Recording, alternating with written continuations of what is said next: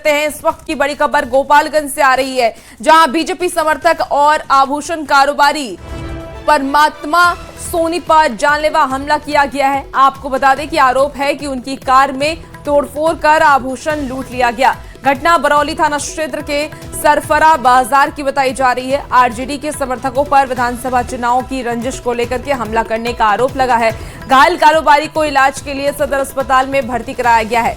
वहीं इस घटना के बाद इलाके में तनाव का माहौल बना हुआ है। जेडीयू विधायक मनजीत सिंह ने पुलिस पर कार्रवाई नहीं करने का आरोप भी लगाया। आपको बता दें कि विधायक का आरोप यह भी है कि 6 अप्रैल को भी परमात्मा सोनी के घर पर हमला किया गया था, जिसमें पुलिस ने एफआईआर दर्ज नहीं किया। इसके बाद आरजेडी समर्थकों की ओर से आज दोबारा हमला किया गया और इस हमले में पुलिस जांच कर कार्रवाई करने की बात कही जा रही है। अब इस लोगों ने राजद के पकड़ के इन्हें बहुत मारा पीटा, इनका तोड़फोड़ किया सब कुछ। ये परसों भी हुआ था, बट हम लोग आवेदन दिए थे थाना में, बट थाना वाले ने कुछ नहीं किया। और ये मतलब इलेक्शन के टाइम से चलते आ रहा है। आप वहाँ भी जाके पता कर सकते हैं लोगों से कि हाँ उस टाइम भी कुछ मतलब तनाव हुआ था हम दोनों के बीच। हमारा सरफरा पे दुकान है, हम अपने दुकान से झोरा निकाल कर गाँव में जा रहे थे सामान देने के लिए। इसी क्रम जब दुकान से बाहर निकले तब मेरे डिक्की में झोरा था और अभिनंदन यादव और उनके साथ 15-20 आदमी आए और मेरे गाड़ी को आगे से घेर लिए। प्राथमिकी उन लोगों का नहीं दर्ज थाने में की जाती है, केवल मजबूत लोगों की बात सुनी जाती है।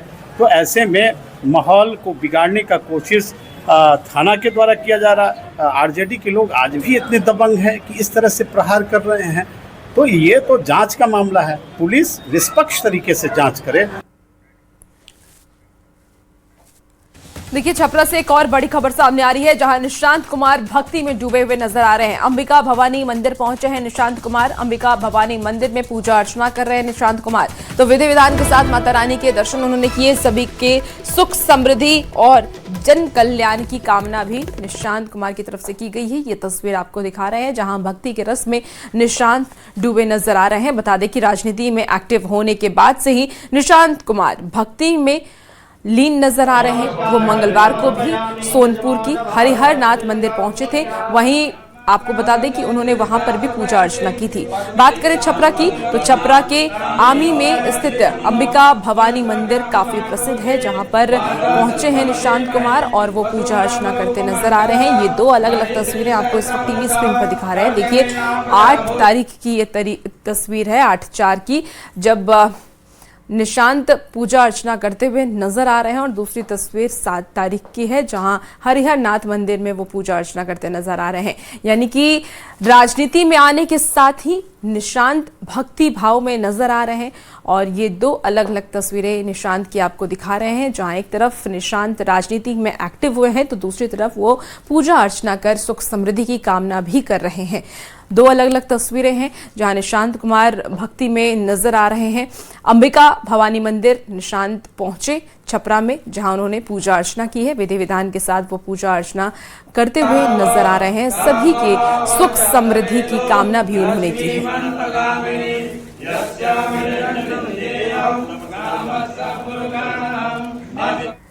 चलिए अब रुक करते हैं खबर 1 मिनट की। तो देखिए, गढ़वा में बिना बारात और बिना मंडप के सड़क पर ही प्रेमी प्रेमिका ने शादी रचा ली।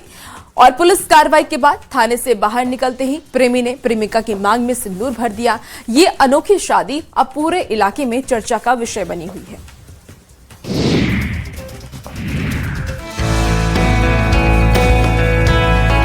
ये अनोखी तस्वीरें गढ़वा की है, जहां शादी की परंपराओं को तोड़ते हुए सड़क पर ही एक अलग अंदाज में विवाह देखने को मिला। यहाँ ना बैंड बाजा था, ना बारात और ना ही कोई मंडप या पंडित, लेकिन फिर भी 7 जन्मों का साथ तय हो गया। दरअसल 2 दिन पहले गढ़वा शहर में प्रशासन और पुलिस ने होटल में छापेमारी अभियान चलाया था, जिसमें कई जोड़ों को आपत्तिजनक स्थिति में पकड़ा गया था। इनमें कुछ प्रेमी प्रेमिका भी शामिल थे। जब पुलिस उन्हें जेल भेजने की तैयारी कर रही थी, तभी उनके अभिभावकों ने सामने आकर शादी कराने की बात कही। इसके बाद पुलिस ने बॉन्ड भरवाकर उन्हें छोड़ दिया और जैसे ही ये जोड़े थाने से बाहर निकले, उन्होंने सड़क को ही अपना मंडप बना लिया। एक दूसरे को वरमाला पहनाई और प्रेमी ने अपनी प्रेमिका की मांग में सिंदूर भरकर उसे पत्नी स्वीकार कर लिया। इस दौरान ना कोई रस्मो रिवाज की लंबी प्रक्रिया थी और न ही किसी तरह का तामझाम, लेकिन ये अनोखी शादी पूरे गढ़वा शहर में चर्चा का विषय बन गई है।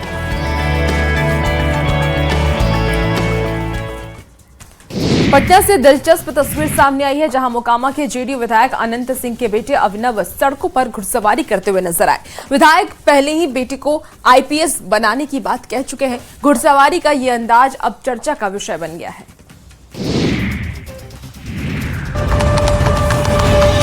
दिलचस्प और चर्चा में बनी ये तस्वीर बिहार की राजधानी पटना से सामने आई है, जहां मोकामा के जेडीयू विधायक अनंत सिंह के छोटे बेटे अभिनव सड़क पर घुड़सवारी करते नजर आ रहे हैं।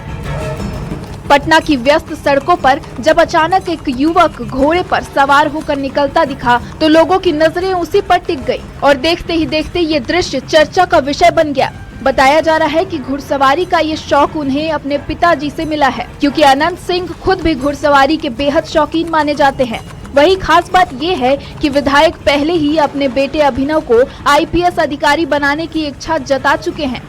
कुछ लोग इसे शौक और स्टाइल के रूप में देख रहे हैं, तो कुछ इसे अनुशासन और फिटनेस से जोड़कर भी देख रहे हैं। हालांकि शहर की सड़कों पर इस तरह की घुड़सवारी को लेकर सुरक्षा और नियमों पर भी सवाल उठ रहे हैं। फिलहाल ये तस्वीर सोशल मीडिया और शहर में चर्चा का विषय बनी हुई है।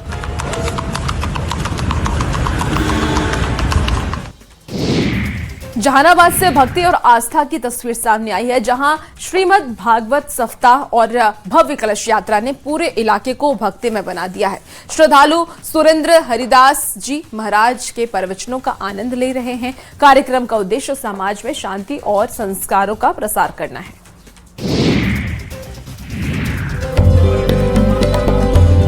जहानाबाद से एक बेहद आध्यात्मिक और भक्तिमय माहौल की तस्वीर सामने आई है, जहां भगवान स्थान बभना में आयोजित श्रीमद् भागवत सप्ताह ज्ञान और यज्ञ और भव्य कलश यात्रा ने पूरे क्षेत्र को भक्ति के रंग में रंग दिया है।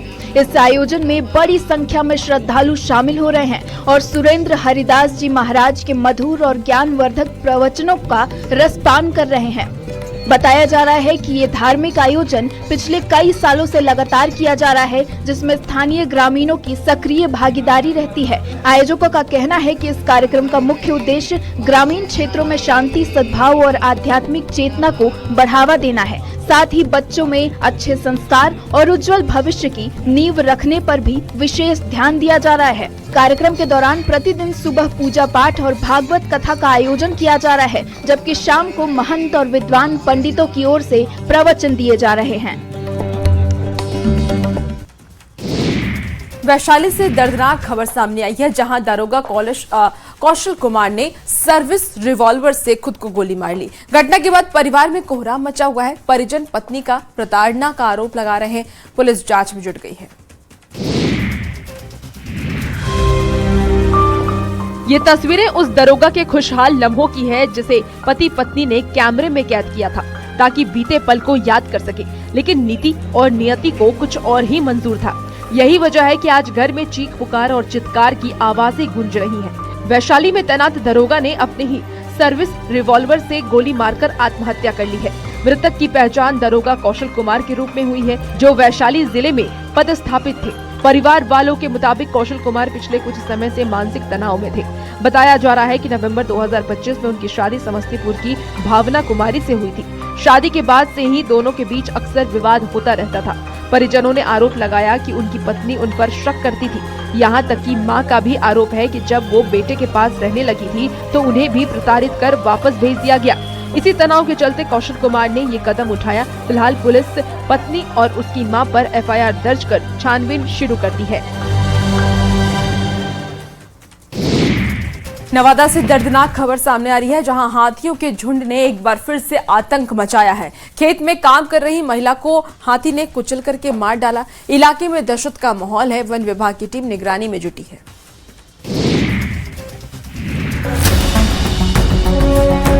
जंगली हाथियों के झुंड ने एक बार फिर तबाही मचा दी है। तस्वीरें नवादा की है, जहां गोविंदपुर थाना क्षेत्र के माधोपुर गांव में खेत में काम कर रही एक महिला को हाथी ने बेरहमी से कुचल डाला।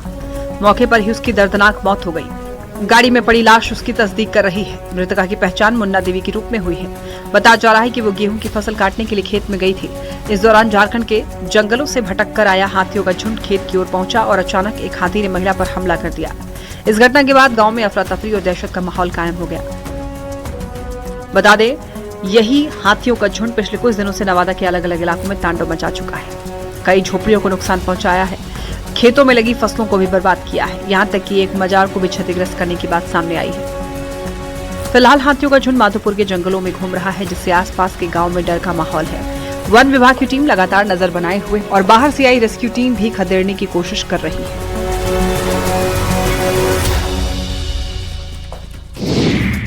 चाईबासा में जंगली हाथी का आतंक थमने का नाम नहीं ले रहा है। गोरीकिला क्षेत्र के बुरुदुइया गांव में हाथी ने घर को तोड़ दिया। लोग किसी तरह अपनी जान बचाकर के वहां से भाग निकले। इलाके में दहशत का माहौल है। ग्रामीणों ने मुआवजे की भी मांग की है। कैमरे में कैद तबाही की ये तस्वीरें चाईबासा से सामने आई, जहां गोइलकेरा क्षेत्र के कुईड़ा पंचायत के बुरुदुइया गांव में एक बार फिर जंगली हाथी ने कहर बरपाया।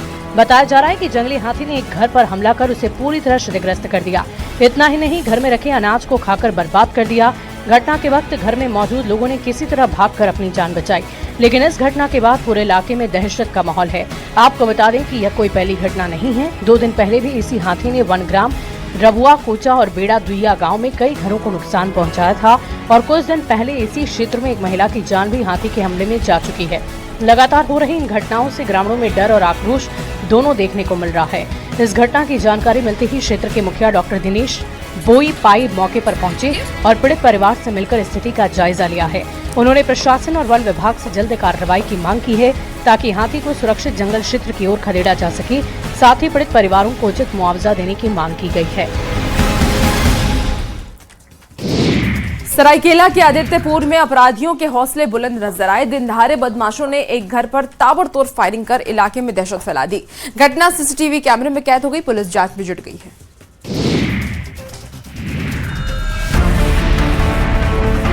सरायकेला में अपराधियों के हौसले एक बार फिर बुलंद नजर आए। सीसीटीवी कैमरे में कैद ये तस्वीरें उसकी तस्दीक कर रही है। बेखौफ बदमाशों ने आदित्यपुर थाना क्षेत्र के आशियाना इलाके में दिन दहाड़े एक घर पर ताबड़तोड़ फायरिंग की है। बताया जा रहा है कि मंगलवार की सुबह 2 अज्ञात बदमाश मौके पर पहुंचे और सपन दास के घर को निशाना बनाते हुए खिड़की की ओर 3 राउंड फायरिंग कर दी। घटना के वक्त घर के सदस्य अपने अपने काम में व्यस्त थे। गनीमत रही कि इस घटना में कोई हताहत नहीं पहुंची, लेकिन फायरिंग के बाद इलाके में दहशत का माहौल बन गया। ये पूरी वारदात घर में लगे सीसीटीवी कैमरे में कैद हुई है, जिसमें साफ तौर पर देखा जा सकता है किस तरह बेखौफ बदमाश घटना को अंजाम देकर मौके से फरार हुए हैं। मौके से पुलिस ने 2 खोखा बरामद किए। आसपास के इलाकों में जांच शुरू हुई है। जानकारी के अनुसार आरोपी स्थानीय बताए जा रहे हैं, लेकिन फायरिंग के पीछे का कारण अब तक स्पष्ट नहीं हो सका है। इस घटना ने एक बार फिर क्षेत्र की कानून व्यवस्था पर गंभीर सवाल खड़े कर दिए, क्योंकि इससे पहले भी इलाके में गोलीकांड की घटनाएं सामने आ चुकी है। पंजाबी सिंगर सुनंदा शर्मा यूपी के बरेली की एक यूनिवर्सिटी में परफॉर्मेंस दे रही थी। इस दौरान काफी भीड़ मौजूद थी। फैंस उनके साथ सेल्फी लेने के लिए बेकाबू हो रहे थे। अफरा तफरी का माहौल बन गया। बाद में पुलिस ने मोर्चा संभालते हुए हालात पर काबू पाया। बरेली के फरीदपुर इलाके में एक यूनिवर्सिटी के दौरान मशहूर पंजाबी सिंगर सुनंदा शर्मा का शो चल रहा था। कार्यक्रम स्थल पर भारी भीड़ थी। सुनंदा को स्टेज पर परफॉर्म करते देख फैंस बेकाबू हो गए।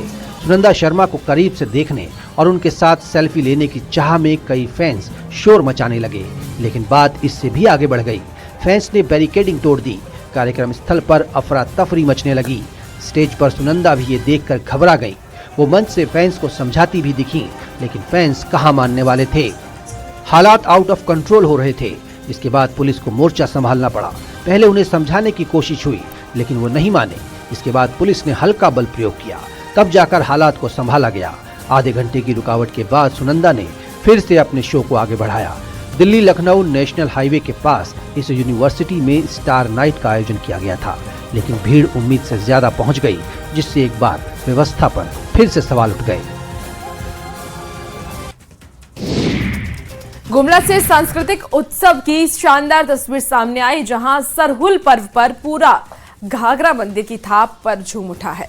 220 घोड़ा दलों ने अपनी दमदार प्रस्तुति से माहौल को उत्सव से बदल दिया।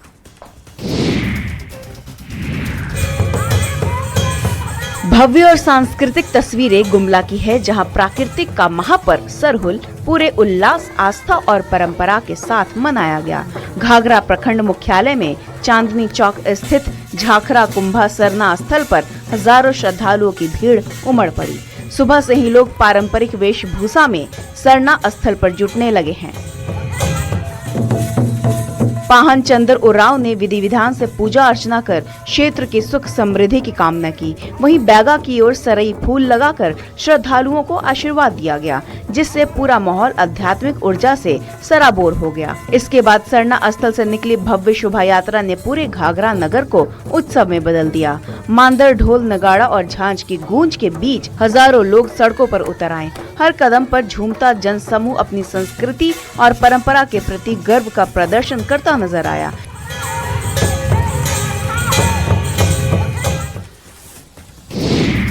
बख्तियारपुर से एक बड़ी खबर सामने आ रही है, जहां वंदे भारत एक्सप्रेस पर पथराव करने वाले आरोपी को गिरफ्तार कर लिया गया।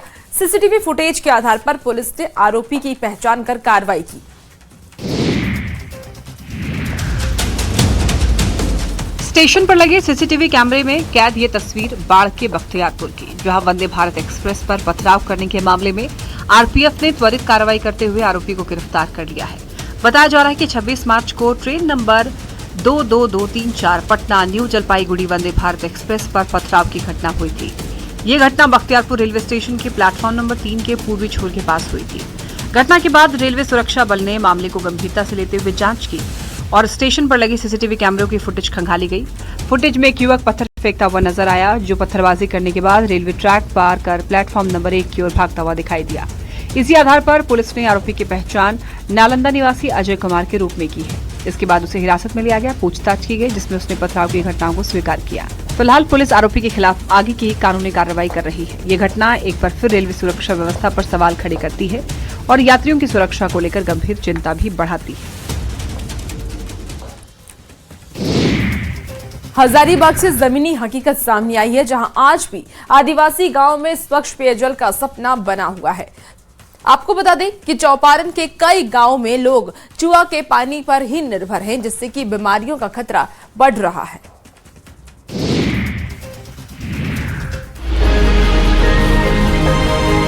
कैमरे में कैद ये तस्वीरें हजारीबाग की है, जहां आज भी कई आदिवासी गांव स्वच्छ पेयजल जैसी बुनियादी सुविधा से वंचित हैं, जो जिले में विकास के दावों को मुंह चढ़ा रही है। मामला चौपारण प्रखंड के ताजपुर पंचायत के करन जुवा और आसपास के गांव का है, जहां ग्रामीणों को रोजमर्रा की जरूरतों के लिए जंगल और पहाड़ियों के बीच स्थित प्राकृतिक जल स्रोत चूहा पर निर्भर रहना पड़ता है। यही पानी पीने, खाना बनाने और घरेलू कामों में इस्तेमाल हो रहा है। सबसे चिंताजनक बात तो ये है कि इसी जल स्रोत पर जंगली जानवर और मवेशी भी पानी पीते हैं, जिससे पानी की स्वच्छता पर गंभीर सवाल खड़े होते हैं। बीमारियों का खतरा बना रहता है। ग्रामीणों का कहना है कि इलाके में न तो पर्याप्त चापाकल की व्यवस्था है और न ही पाइपलाइन जलापूर्ति योजना का कोई लाभ उन्हें मिल पाया है। स्थानीय ग्रामीणों ने प्रशासन से जल्द अस्थायी पेयजल व्यवस्था कराने की मांग की है, ताकि उन्हें स्वच्छ और सुरक्षित पानी मिल सके।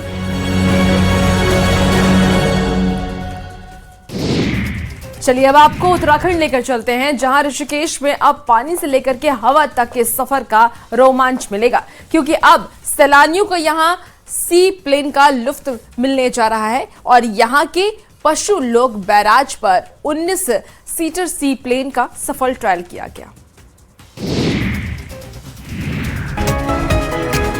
योग नगरी ऋषिकेश में जहां राफ्टिंग, बंजी जंपिंग का रोमांच चरम पर होता है, वहीं अब सैलानियों को हवा और पानी में एक साथ अलग अनुभव मिलने जा रहा है। ये कोई पानी का जहाज नहीं है, बल्कि ये है सी प्लेन, जो ऋषिकेश के पर्यटन को अब और पहचान और उड़ान दिलाने वाला है। पशु लोग बैराज में सी प्लेन की सफल वाटर लैंडिंग के साथ एक नया आयाम जुड़ गया है। 19 सीटर आधुनिक सी प्लेन ने जलाशय में 2 बार सफलतापूर्वक लैंडिंग की और टेक ऑफ किया, जो वहां पर मौजूद लोगों के लिए एक यादगार पल बन गया। हर कोई इस अद्भुत दृश्य को अपने मोबाइल कैमरे में कैद करना चाह रहा था। सी प्लेन एक विशेष प्रकार का विमान है, जो नदी, झील या समुद्र की सतह से उड़ान भरने के साथ साथ लैंड भी कर सकता है।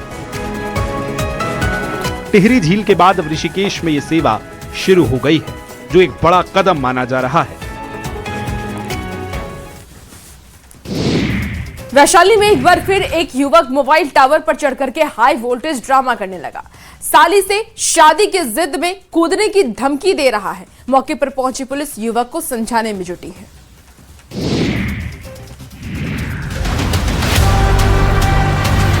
मोबाइल के कैमरे में कैद हैरान और परेशान करने वाली ये तस्वीरें वैशाली की है, जहां पर एक बार फिर हाई वोल्टेज ड्रामा देखने को मिल रहा है। लड़की के टावर पर चढ़ने का मामला शांत भी नहीं हुआ था कि अब एक युवक मोबाइल टावर पर चढ़ गया। बताया जा रहा है कि अपनी साली के प्यार में पागल एक जीजा टावर पर चढ़कर शादी की जिद पर अड़ गया। ये मामला चांदपुर थाना क्षेत्र के धर्मपुर के माधोपुर गांव का है, जहां एक युवक राजकुमार शर्मा जो पहले से शादीशुदा है और 2 बच्चों का पिता भी है, वो अपनी ही साली से शादी करने की जिद पर अड़ा हुआ है। जानकारी के मुताबिक शाम करीब 7:30 बजे के बाद वो गांव में लगे मोबाइल टावर पर चढ़ गया, बार बार कूदकर जान देने की धमकी देने लग गया। घटना की जानकारी मिलते ही मौके पर ग्रामीणों की भारी भीड़ जुट गई। वहीं पुलिस और प्रशासन की टीम भी मौके पर पहुंची और युवक को समझाने का प्रयास किया जा रहा है। घंटों तक ये हाई वोल्टेज ड्रामा जारी रहा, जिसने पूरे इलाके में सनसनी फैला दी। अब सबकी नजर इस बात पर टिकी है कि आगे क्या होता है।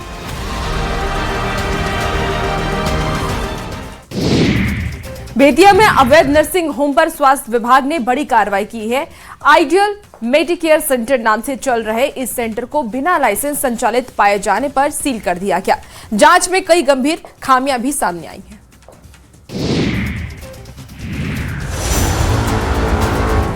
बेतिया में स्वास्थ्य विभाग ने अवैध रूप से संचालित एक नर्सिंग होम पर सख्त कार्रवाई करते हुए इसे सील कर दिया। मामला अस्पताल रोड स्थित आइडियल मेडिकेयर सेंटर का है, जहां लंबे समय से बिना लाइसेंस के नर्सिंग होम चलाए जाने की शिकायत मिल रही थी। जानकारी के आधार पर स्वास्थ्य विभाग की टीम ने जब छापेमारी की तो कई चौंकाने वाले खुलासे सामने आए। जांच में पाया गया कि नर्सिंग होम का ऑपरेशन थिएटर मानकों के अनुरूप नहीं था और वहां जरूरी चिकित्सा उपकरणों की भी भारी कमी थी। इतना ही नहीं, नर्सिंग होम के पास ना तो फायर सेफ्टी सर्टिफिकेट था और न ही प्रदूषण नियंत्रण से जुड़ी कोई अनुमति। ये पूरा सेंटर एक किराए के मकान के निचले हिस्से में चलाया जा रहा था, जहां करीब 6 कमरे बनाए गए थे, जिनमें से 2 कमरों में मरीज भर्ती भी पाए गए, जिसके बाद टीम ने तुरंत कार्रवाई करते हुए ओटी और डॉक्टर रूम को सील कर दिया। फिलहाल स्वास्थ्य विभाग पूरे मामले की जाँच कर रहा है।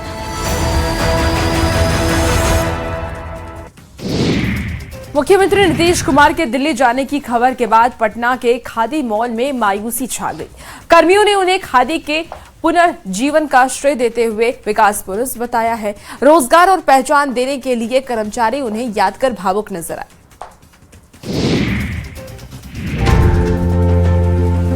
बिहार के मुख्यमंत्री नीतीश कुमार के इस्तीफे की खबर के बाद पटना के खादी मॉल में मायूसी का माहौल देखने को मिल रहा है। खादी मॉल के कर्मचारी अधिकारी भावुक नजर आ रहे हैं। कर्मियों का कहना है कि आज देश का सबसे बड़ा खादी मॉल अगर पटना में खड़ा है तो ये नीतीश कुमार की दूरदर्शी सोच और पहल का परिणाम है। इस मॉल से सैकड़ों लोगों को रोजगार मिला, खादी उत्पादों को एक बड़ा बाजार मिला। कर्मचारियों ने बताया कि नीतीश कुमार अक्सर खादी मॉल का दौरा करते थे और हर बार कर्मचारियों का उत्साह बढ़ाया करते थे। यही वजह है कि उनके इस्तीफे की खबर से यहाँ काम करने वाले लोग बेहद दुखी हैं और खुद को जुड़ा हुआ महसूस कर रहे हैं। नीतीश कुमार के टेलर मोहम्मद फजल भी काफी भावुक नजर आए, जिन्होंने वर्षों तक उनके कपड़े और बंडी सिलने का काम किया। उनसे जुड़ी कई यादें आज भी खादी मॉल में संजो कर रखी है। कुल मिलाकर ये सिर्फ एक इस्तीफे की खबर नहीं, बल्कि उन लोगों के लिए एक भावनात्मक पल है जिनकी जिंदगी और रोजगार कहीं न कहीं इस पहल से जुड़ी रही है।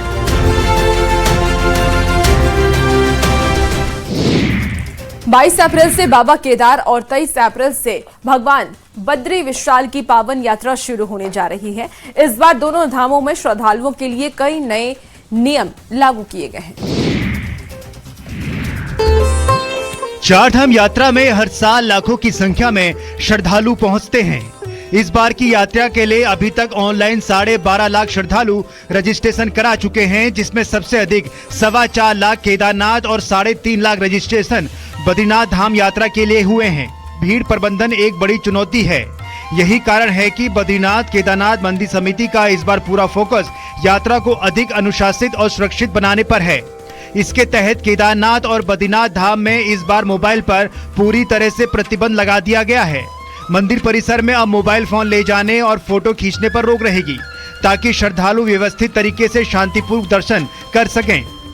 यात्रियों की सुविधा के लिए मंदिर समिति ने लॉकर्स की व्यवस्था की है, जहां श्रद्धालु अपने मोबाइल और अन्य सामान सुरक्षित रख सकेंगे। इसके अलावा जूते चप्पलों के लिए भी इस बार टोकन सिस्टम लागू किया जा रहा है, जिससे अव्यवस्था कम होगी और भीड़ प्रबंधन आसान होगा।